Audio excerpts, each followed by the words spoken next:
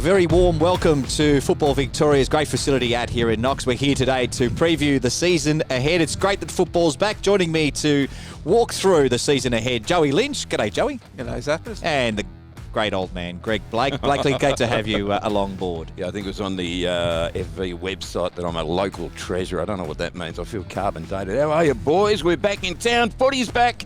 It's great to have it back, Blakey, after the year off, and you'll be calling games this year along with Joey, and we look forward to the live stream. But what are you looking forward to most?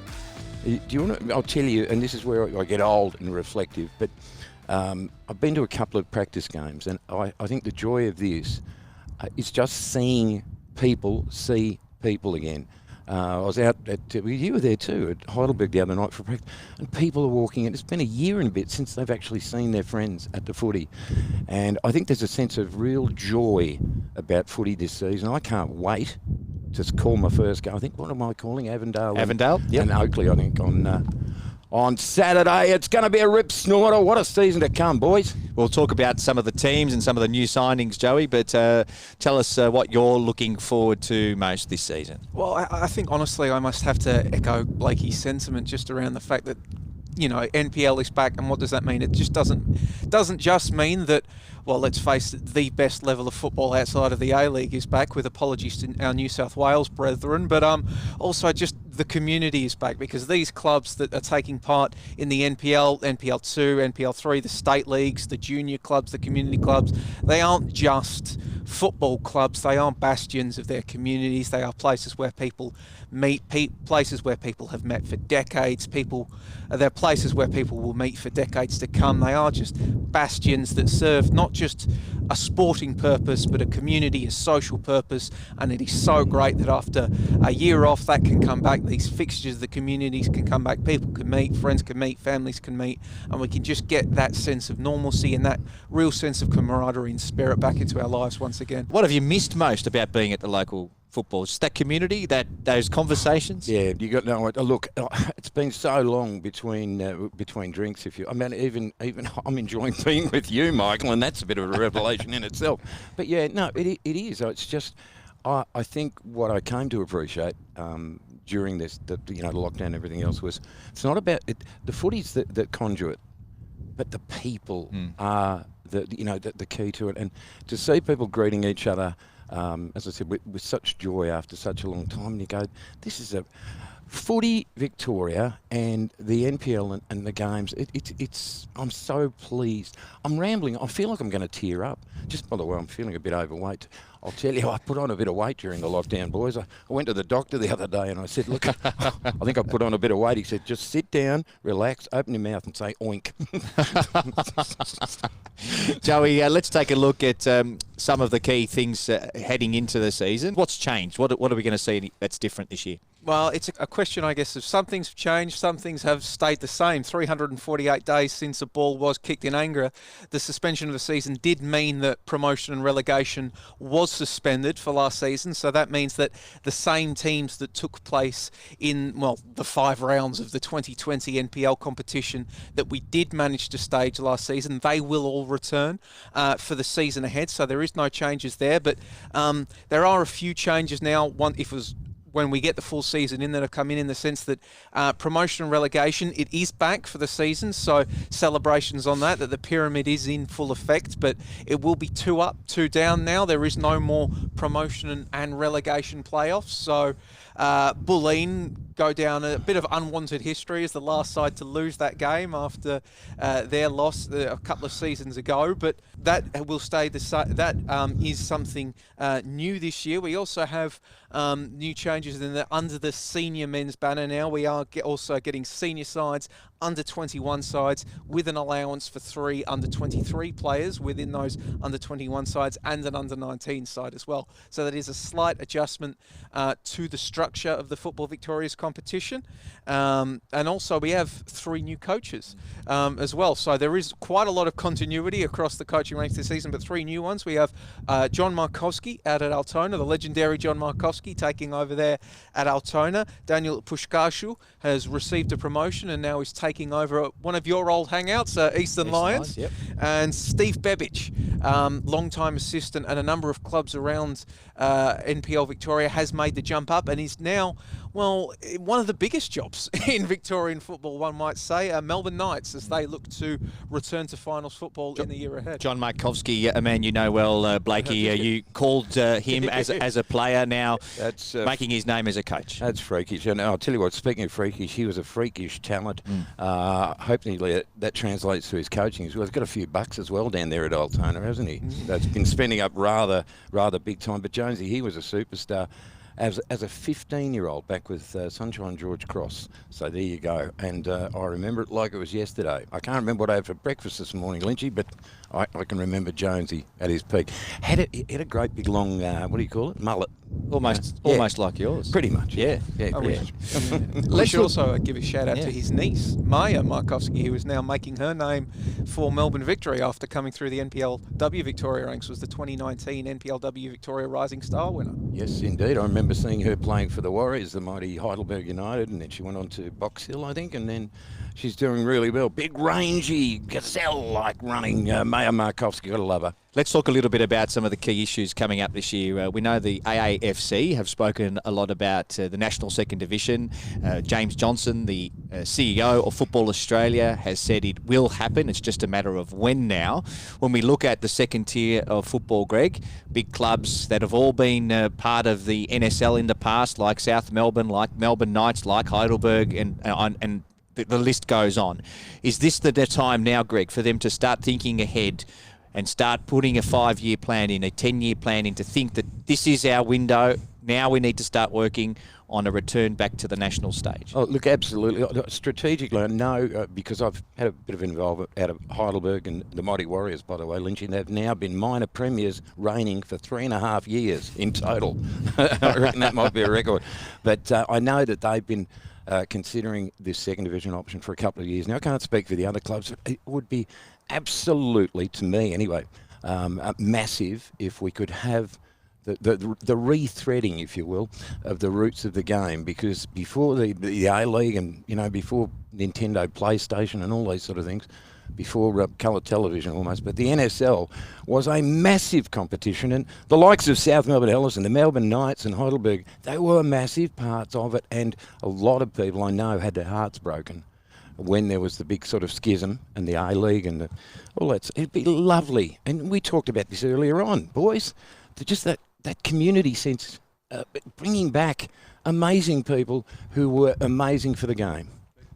Have we moved on? Will that community support that club? Will the financial support be there? I suppose these are all the questions that these clubs now need to ask themselves. Depends but Lynchy, what sort of criteria would these clubs be looking at to be part of that second tier?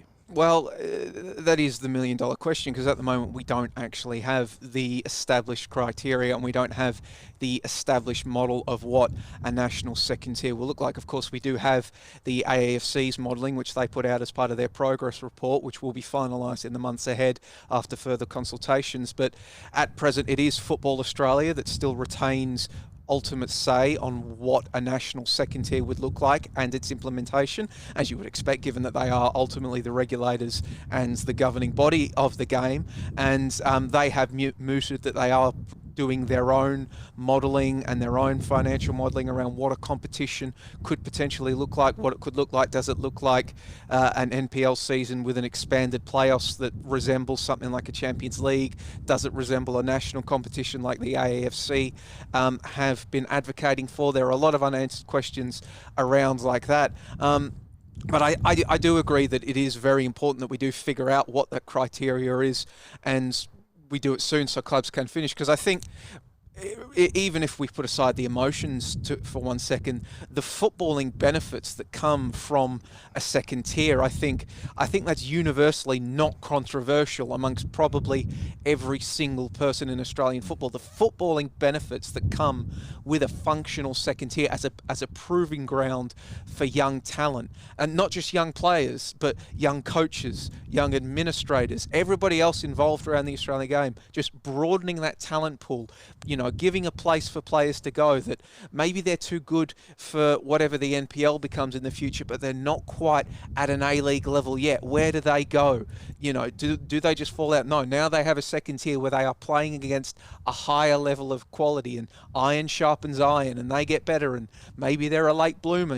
We talk about players like Max Burgess, let go from the Sydney FC Academy, goes back to the New South Wales NPL competition, comes back to Western United, to the Wellington Phoenix, and then Western United, and breaks out. Players like that.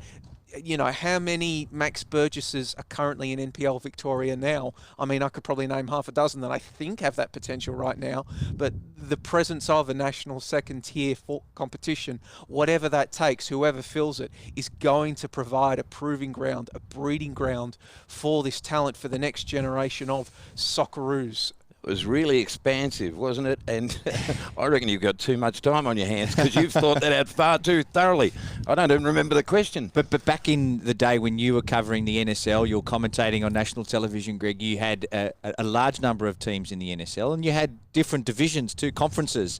You had the Victorian teams and the South Australian teams playing one conference, and the New South Wales and Queensland team playing another conference. It was bizarre. There were so many changes along the journey. The NSL started in '77, so you first passed the post, then you went to 14 clubs, then went to finals, no finals, then you went to conferences and divisions, and then they drew up. It was, and then we went to summer, of course.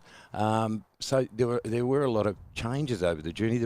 I think that's one of the issues that the NSL faced was there was never a period, maybe in the mid '90s for a while, but it never really settled on what it was, if you will. But I do. What was the question? No, it was just a question about. Sorry. The discussion was around the national second division. Listen, I've got a question for you both. Yeah. And you're both learned men. You more so than Lynch. But look, you've seen over the past few years in the FFA Cup. What a hello? Did you see that? Has he come for me? I'm not coming. I'm here with these. Probably think I'm breaking an end ring, but.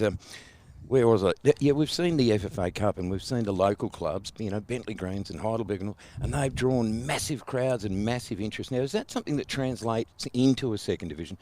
Do they bring that sort of support back if there is a second division? Is that a constant or is they just one-offs? Absolutely, it does for me. And I think COVID has reset a lot of things. And one of the things is the expectations around, what constitutes a good level of support. So 3,000 people at Bentley is a good level of support. Yeah. We don't necessarily need to fill Amy Park to create an atmosphere. We don't need Amy Park filled to create a financial base for a club. So, and even with stadia, we don't need to be playing every game in a 50,000 seat stadium. We need smaller boutique venues, and that's what the national second division needs to help us to get towards. That's a really good point. You go, for example, to Oakley on a Friday night and you get a full house there. Wonderful little ground and wonderful atmosphere. Absolutely. As somebody that believes that the national team is the number one in all, I'm of the opinion that a second tier only needs to be as good as however it needs to be viable, so we get the footballing benefits. But when you are looking at it beyond that, I absolutely think that that is a strength and a level of support that can be tapped into, and I think it can go a long way into addressing one of the chronic weaknesses that exists for the game as a whole, in that we don't do a very good job at any level of the game in this country at sharing our stories and sharing what makes this game so good, because whether that be at a Socceroos or Matildas level or an A-League or W-League level or an NPL or NPLW level or a State League level, there are so many amazing stories about the game and about the people that exist in it that we could be sharing, and we could tap into a much wider audience, because they're not just stories about football, they're stories about people, and they're universal. There are stories. I remember opening rounds of the recently completed AFLW season. There was a picture of one of the AFLW players hugging an opposition coach who also happened to be her father. There are tons of stories like that in the game of football as well that we aren't telling and we aren't getting front page coverage of, that we absolutely could be doing. Absolutely. And the FFA Cup, final point on this before we move on, kicked off last weekend in Victoria, the qualifying rounds, and I have the privilege of writing a story about the opening round and looked at the fixture and looked at Mildura and Shepparton as two clubs from regional Victoria who were drawn against each other. And I spoke to both clubs during the week, and the excitement from the boys at Shepparton who left at 7 o'clock in the morning on a Saturday, went on that 5-hour drive to Mildura, played the game, unfortunately lost, and had to drive back to Shepparton that day. The excitement of the people in Mildura getting around this team. They now advance to the next round and they play at home this weekend. So there are so many of those great stories in our community. The FFA Cup's been fantastic for that, and the second division, I think, will help. I got to ask you, because you would have been around in the 3AK days, yeah. when... Do you remember Con Stavros getting the night he got trapped in the press box at Melbourne Knights, and they actually locked the stadium and let the guard dogs out, and because you didn't have mobile phones then. I just remember he's ringing the studio on the land. You're looking confused. It was a great story. You've got a journalist, as you, locked in the media box at Melbourne Knights with guard dogs like this, and we had to get him.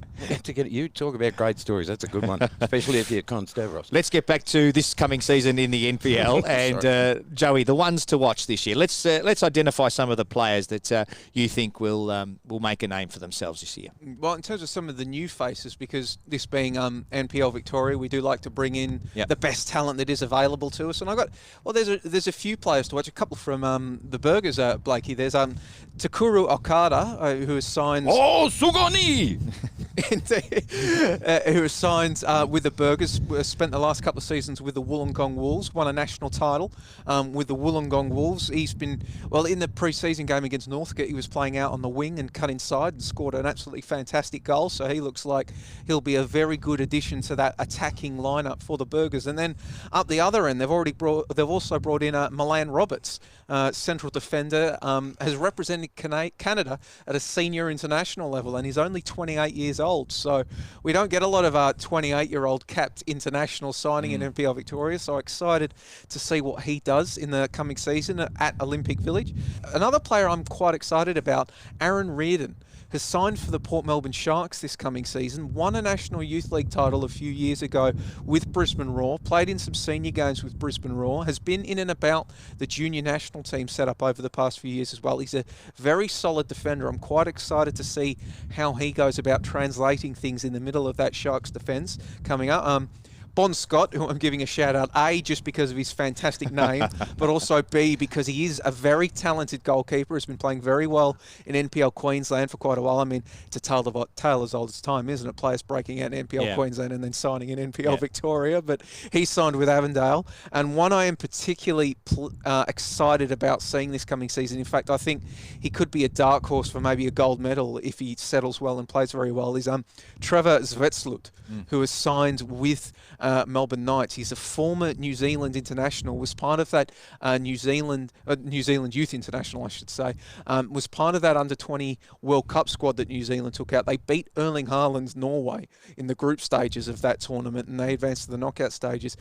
He's also was on the books of the academy of Werder Bremen, so you don't land in the academy of a Bundesliga side unless you're pretty good. Unfortunately, battled a series of long-term injuries that forced his return to New Zealand and Australia from Germany, but he's now back fit and active. He signed with the Knights. He was training with Melbourne Victory for a while, and I have heard that if he didn't count against the visa cap, they probably would have signed him to a contract. But the Victory's loss is the Knights' gain, and I really think he could be one of the breakout players this season for the Knights. Not the only player that's had A-League trials in the pre-season. There have been plenty of them, and for sometimes probably not worth their while taking a rookie contract, if you like, at an A-League club, and they decide lifestyle is more important for them at that point of their career. We've seen in the A-League, speaking of the A-League, Blakey, Alu Kuol, Central Coast Mariners, young boy who's taken the league by storm so far this year. Football Victoria followers will know that this young boy was playing at Goulburn Valley in NPL 2. The last gold medal night we were at, we presented him with the leading goal scorer in NPL 2, not NPL 1. Great story. And that's what we love about this competition. There are so many of these players there that get that opportunity. I'll tell you somebody who makes me happy. He makes me. He's a great player, Shawnee Ellis. He's another one. He came down. They said, the boy's going down. He's going down the big smoke. He won't make it down there, but he's been brilliant too for the comp. I'm just saying, but you're right. There's a lot of good. You know too much, Lynch. You're actually really smart. Can I ask just quickly, while we're talking about the start of the NPL this weekend, cannot wait, revving the engines as we speak, aren't we, Lynchy? But I want to ask you about 3 teams specifically. May I? Absolutely. We're going to put you on the spot in a minute. Who finishes top? Who's most likely to be relegated? And who's your dark horse? But this is my 46th season watching the Victorian State League. I've never got it right once. I'm not even going to try now. I'm 46, so you were watching before I was born. My first. I'm 28, 29. If anyone. Nobody cares. Just talk about the footy. But I want to ask you about 3 teams. Altona Magic. They've got the checkbook out and they're waving it around. So it's a significant change down there. You talked about Jonesy as well. Good luck to you, big Mel. But the other 2, I love Avondale. I love the way they play, and I have done 3 years though. Get to the mountaintop. At which point do you emotionally lose it and go? It's been heartbroken a few times. And the other team is Hume City. Nice. Now Hume City. Here's a stat for you. Here's a stat. Oh, you probably already know it, but 17, 18, 19. So you've got 4 trophies in Victoria every year. So it's 4, 8, 12, plus the Charity Shield, whatever they call it, last year. So it's 13. So those 13 trophies, 6 to Bentley Greens, 6 to Heidelberg United, and 1 that snuck in there was Hume City. And then last year they're off the starting gate, 5 straight wins to start the season. How are they going to be feeling about such a sense? They were the newcomers. They were the ones that were on the horizon. Are they going to come out of this okay, do you think? I think that is probably one of the biggest question marks hanging over this season. Can Hume pick up where they left off a season ago? Deserve to. Yeah. Because they were absolutely flying. They were probably looking like title contenders because they were winning impressively a lot of the time as well. And they do have quite a bit of continuity in their side this season, and their coaching staff as well. Nick Hegarty, former coach of the year, is returning once again. And I mean, we talk about, players turning into coaches. He is a Hume legend, having, been a player there at Hume for so years, 1 gold medals as a player with Hume. He's now coaching there and going excellently. So that is going to be they've got a great stadium out there in Broadmeadows, ABD Stadium, one of the best facilities in the States. So, I'm really interested to see how they go in the season ahead. Can they pick up where they left off? Because, as you say, it's been a lot of the same teams winning it over the past few seasons. So, is this the year where Avondale, go from being the bridesmaid to being the bride? Is this the season where we see, Hume break into that mixture and finally win a title that they are so desperately keen for? Does somebody else come from out of the Butte? Does Oakley, who are looking very strong this season, do they actually win a Victoria? I don't think they've actually won a top-tier Victorian title in their history. I think that's evaded them. I think you're probably right, Lynch. You know too much. But can they do that? That's another one of the big talking points, isn't it?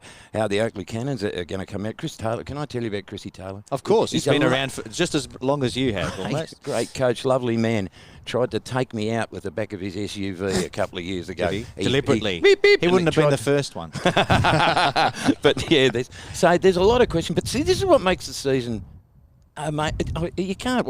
I love the Avengers. I love going to Avenger Park and going there on Saturday. Yes. To see them against the Cannons. And I seriously have got so many other things I could be doing, but I want to be there because it's great to be back. And all these questions, Lynchy, I know you think you know the answers, but he doesn't.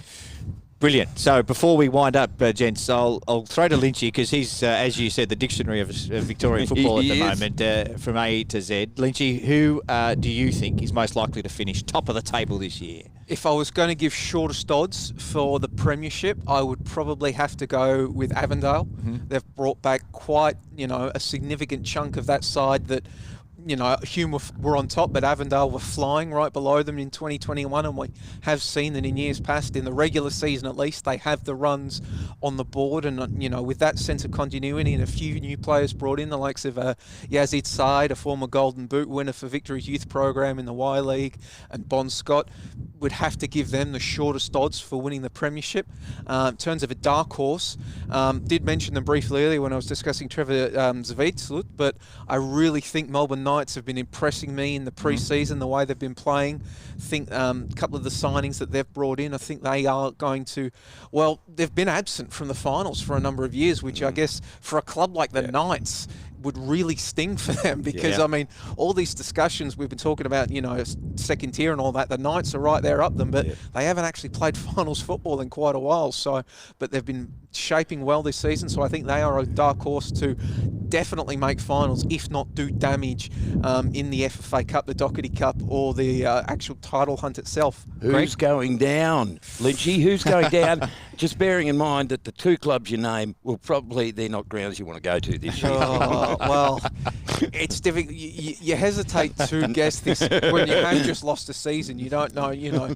Continuity might be great in a season like this because you're bringing back all your players, but at the same time, have those players you brought back just spent 2020 in a fantastic paddock and put on 10 kilos? You don't know. You'd have to say it's probably the same sides that you were maybe thinking about in 2020. So your Eastern Lions, your St Albans. It is so difficult to establish yourself after being promoted and not fall straight back down. I reckon that plays in Eastern Lions' favour though, because they were drowning this time. They hadn't won a game. But now they'll have gone away and they've gone to the war room and gone, hang on a minute, we were getting that all wrong. I reckon they'll be okay. And they've done some work there as well down in Burwood, so good to see another facility being upgraded in Victorian football. Thank you, Joey. Brilliant as always. He's good. We look forward to his commentary this year as well. Good. Joey's out at Eastern Lions this weekend. Eastern Lions and Bentley Greens for that game. That'll be Bentley Greens. You've got to love that. How do they do it? They're just, which year weren't they good? You know what I mean? They flicked a switch about halfway through the 2000s, and then all of a sudden just bang. Amazing. Johnny Anastasiadis laid the foundation there. He did. Look, boys, I'm so glad to be alive, like literally, but I'm also glad that the season's back. And I'll say to all the footy fans in Victoria, get out and support the clubs on the weekend for opening day. It's going to be a ripper season, 2020.